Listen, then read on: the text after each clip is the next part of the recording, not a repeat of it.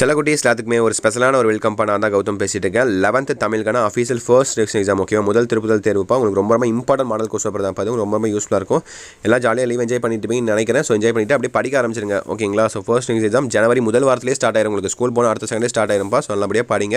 உங்களுக்கு தேவையான எல்லா கொஸ்டின் பேப்பர்ஸும் நம்ம கௌதம் மீடியா சேனல் உங்களுக்கு அடுத்த வரக்கூடிய 4 மாதத்துக்கு 10th and 12th தான் ஃபுல்லாக கான்சென்ட்ரேட் பண்ணி போட போகிற வீடியோஸும் ரொம்ப யூஸ்ஃபுல்லாக இருக்கும். நம்ம கௌதம் மீடியா சேனலில் புதுசாக பார்க்குறவங்க நியூ சப்ஸ்கிரைபர்ஸ் மறக்காம சப்ஸ்கிரைப் பண்ணிட்டு பெல் பட்டன் நல்லா கிளிக் பண்ணிக்கோங்க. அண்ட் கீழே கொடுத்துருக்க வாட்ஸ்அப் சேனலையும் முக்கியமாக ஜாயின் பண்ணிங்க. டிஸ்கிரிப்ஷனில் லிங்க்ஸ் இருக்குது அண்ட் கமெண்ட் பாக்ஸில் லிங்க்ஸ் இருக்கும். அதில் உங்களுக்கான எல்லா பிடிஎஃபும் உங்களுக்கு அனுப்பப்படும் ஃப்ரீ ஆஃப் காஸ்ட்டில் ஓகேங்களா. ஸோ ஓகேப்பா, சப்ஸ்கிரைப் பண்ணி ஜாயின் பண்ணிட்டீங்கன்னு நினைக்கிறேன். ஸோ பாருங்கள் 14 ஒன் ஆன்சர் மார்க் பண்ணியிருக்கு. அப்படியே நீங்கள் செக் பண்ணிக்கோங்க கரெக்டாக தப்பான்ட்டு ஒரு கிளான்ஸ் பார்த்துக்கோங்க. இன்னும் நான் பொறுமையாக பார்க்கணும்னு நினச்சிங்கன்னா அப்படியே பாஸ் பண்ணி வச்சு கூட பாருங்கள் 1 மார்க்ஸ்லாம் பொறுமையாக. ஸோ 6 வரையும் பார்த்துட்டிங்களா. அடுத்து பாருங்கள் 7, 8, 9 பாருங்கள்.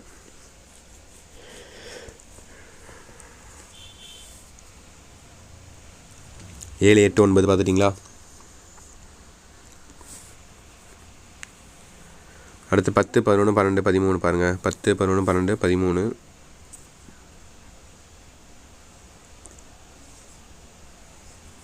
அடுத்து 14 குறுந்தொகையை தொகுத்தவர்.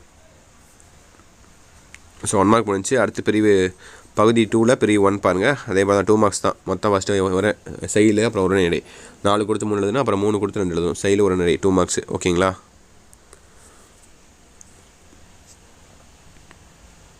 ஸோ பாருங்கள். ஸோ அடுத்த பிரிவு 3 பாருங்கள். உங்களுக்கான இலக்கணம் 2 மார்க்ஸ்ப்பா. இந்த கிராமர் இருக்கும் இல்லையா, மொத்தம் 9 கொடுத்து நீங்கள் 7 எழுதணும். அதில் 2 சாய்ஸ் விட்டுக்கலாம் ஓகேவா.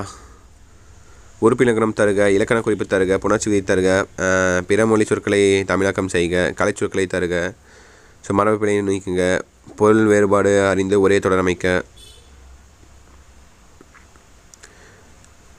ஸோ இந்த மாதிரி நிறையா இருக்கும். ஸோ பார்த்துக்கோங்க. இலக்கணம் 2 மார்க்ஸ் தான். நிறைய பேருக்கு கடுப்பும் ஆகும், நிறைய பேருக்கு மார்க்கும் போகும். ஸோ ஹேண்ட் ரைட்டிங் இந்த மாதிரி பார்த்துக்கோங்க. ஹேண்ட் ரைட்டிங் ரொம்ப முக்கியம். ஆல்ரெடி 10th பப்ளிக் எழுதியிருப்பீங்க. உங்களுக்கு எதுவும் புதுசாக சொல்கிற மாதிரி எதுவும் இல்லை. ஸோ ப்ரிப்பேர்டாக தான் இருப்பீங்க. ஸோ அப்படியே படிச்சுக்கோங்க. இந்த வீடியோ அப்படியே உங்கள் ஃப்ரெண்ட்ஸ் அண்ட் கிளாஸ்மேட்டுக்கு மறக்காமல் ஷேர் பண்ணுங்கள் இந்த வீடியோ. ஏன்னா உங்களுக்கு ரொம்ப யூஸ்ஃபுல்லாக இருக்கும்.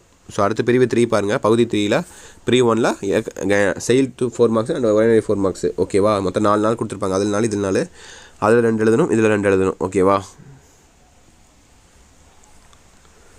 31, 32, 33, 34, 35, 36, 37, 38 அதில் 4ல் 2, இதில் 4ல் 2 ஓகேங்களா.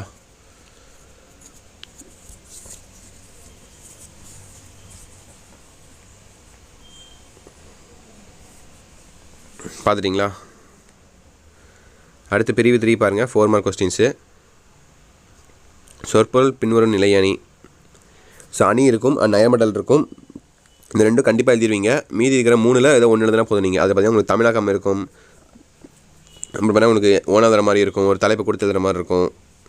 இந்த மாதிரி நிறையா இருக்கும். பின்வரும் பழமொழி வாழ்க்கை நிகழ்வோடு பொறுத்து எழுதுக இந்த மாதிரி இருக்குது பார்த்தீங்களா. விடுக்கப்பட்ட இடத்தில் அடுத்து வர வேண்டிய சொற்களை கண்டறிந்து எழுதுக. ஸோ அவ்வளோதான். இது ஈஸியாக தான் இருக்கும்.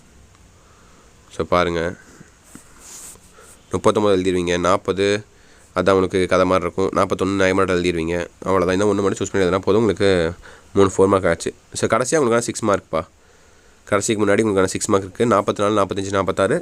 ஸோ 1 ஆ எழுதணும், இல்லை ஆ எழுதணும் ஓகேவா. 2ல் 1 எழுதுனா போதுமானது. 1 சாய்ஸில் நீங்கள் விட்டுடலாம். அண்ட் கீழே பார்த்தீங்கன்னா பகுதி 5ல் உங்களுக்கான மனப்பாட பகுதி ஓகேங்களா.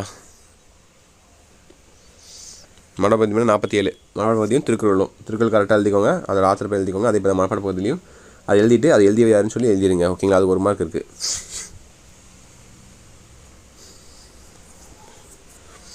So that's இட்ப்பா. வீடியோ எண்டுக்கு வந்தாச்சு. இந்த வீடியோ கண்டிப்பாக ரொம்ப யூஸ் வந்துக்கும் நினைக்கிறேன். இந்த வீடியோ உங்கள் ஃப்ரெண்ட்ஸ் அண்ட் கிளாஸ்மேட்ஸ்க்கு முக்கியமாக ஷேர் பண்ணுங்கள். அண்ட் நம்ம கௌதம் மீடியா சேனல் இன்னும் நிறைய பேர் சப்ஸ்கிரைப் பண்ணாமல் பார்த்துருக்கீங்கப்பா. மறக்காமல் சப்ஸ்கிரைப் பண்ணிட்டு நீங்கள் பெல் பட்டன் நல்லா கிளிக் பண்ணால் மட்டும்தான் நாம் அடுத்தடுத்து அப்லோட் பண்ண வீடியோஸ் உங்களுக்கு நோட்டிஃபிகேஷன் வந்து சேரும்ப்பா. அடுத்த ஒரு 3 மாதத்துக்கு பப்ளிக் பார்த்தீங்கன்னா நம்ம சேனல்ஸ் மூலம் எல்லா இம்பார்ட்டன்ட் பார்த்தீங்கன்னா கொடுத்து அப்லோட் பண்ண போகிறோம். ஸோ மறக்காமல் கிளிக் பண்ணி ஜாயின் பண்ணிக்கோங்க ஓகேங்களா.